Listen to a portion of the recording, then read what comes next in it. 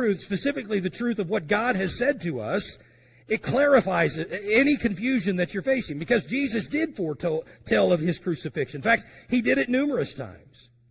In the Gospel of Mark, in fact, there are at least 3 times we are told he explains to his followers what's going to happen.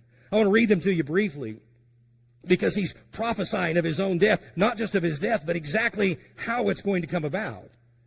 In chapter 8, verse 31, it says, he began to teach them that the Son of Man must suffer many things and be rejected of the elders and of the chief priests and scribes and be killed, but after 3 days rise again. A chapter later, he says this, it taught his disciples and said unto them, the Son of Man is delivered into the hands of men, and they shall kill him. And after he's killed, he shall rise the 3rd day.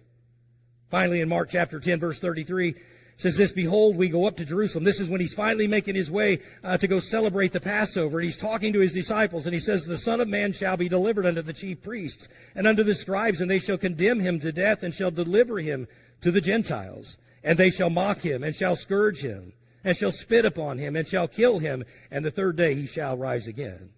As I know how this unfolds, and I'm reading Christ's words, I would just say this, there's nothing ambiguous about what Christ has told them. There's nothing vague.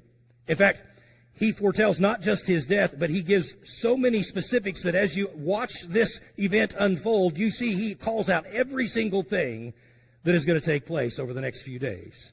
So these aren't ambiguous statements. They are clearly stated prophecies. Why that's important is this. They are reminders that bring clarity by reframing their expectations. In other words, these ladies came to mourn that morning. They came to do what you do for your loved ones. But rather than mourning, they witnessed a miracle. That's not what they planned to see. What they began to realize is the cross, which was so brutal, was not an interruption in God's plan. It was the plan.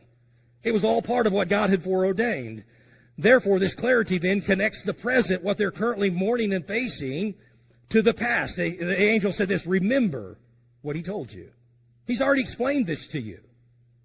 Finally, it turns this confusion into a real understanding, because it says they remembered his words in verse 8.